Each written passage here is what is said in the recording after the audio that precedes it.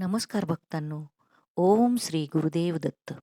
आता दत्त जयंती आलेली आहे आणि अनेक भक्त पारायण करणार आहेत.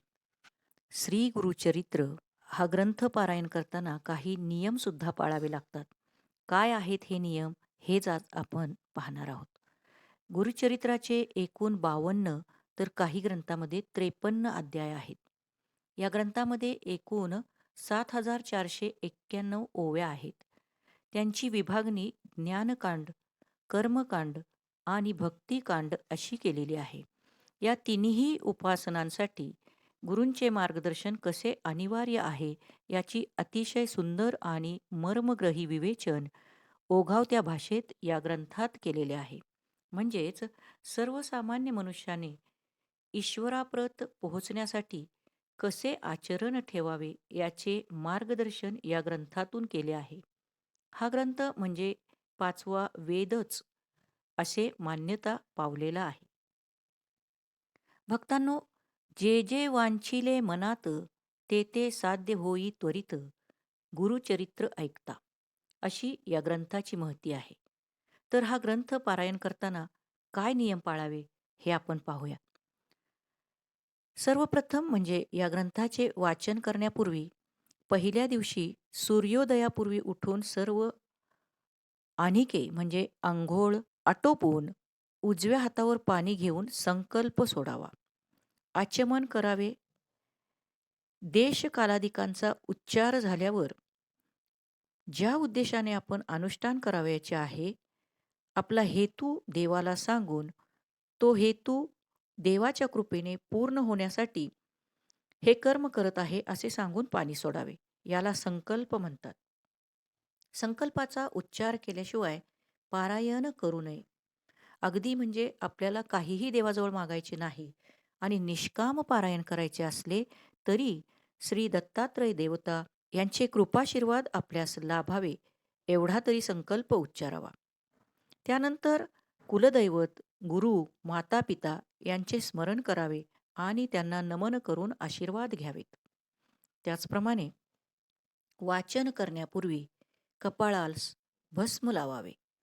वाचनापूर्वी संध्या व 108 गायत्री जप अवश्य करावा.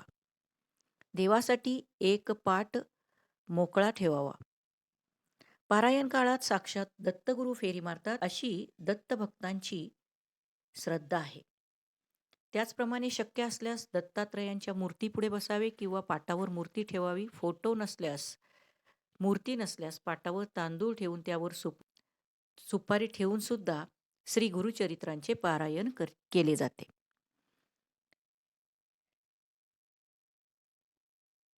हे वाचन करताना वाचन मनातल्या मनात न करता खड्या आवाजात शांत, लयबद्ध आणि सुस्पष्ट वाचन करावे.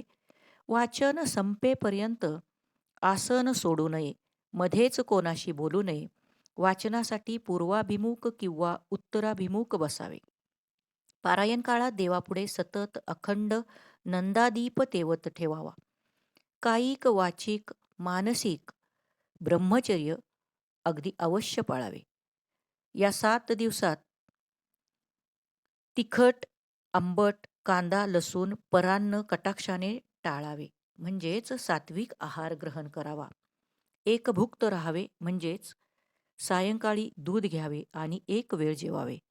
जमिनीवर चटई किंवा घोंगडे टाकून दत्तस्मरण करत निद्राधीन व्हावे. त्याचप्रमाणे पारायण समाप्तीच्या दिवशी नैवेद्य करावा. रोजचे वाचन झाल्यावर पोथी, हळद, कुंकू, फूल वाहून नमस्कार करावा. रात्री झोपण्यापूर्वी खड्या आवाजात दत्तस्तोत्र व दत्ताची आरती म्हणावी. वाचन मनोभावे करावे. एकदा संकल्प सोडून पारायणाला प्रारंभ केल्यावर ते पूर्ण करणे आवश्यक असते. परंतु मध्येच सोयरसुतक आल्यास परिचिताने राहिलेले वाचन पूर्ण करावे असा संकल्प सोडून उर्वरित वाचन करावे.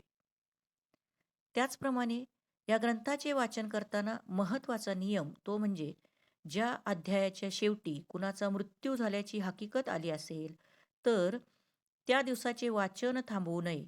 म्हणजेच तो अध्याय संपला म्हणून थांबू नये. तर ती व्यक्ती ज्या अध्यायात पुन्हा जिवंत होते तिथपर्यंत वाचन करून मग थांबवावे असे सांगितलेले आहे.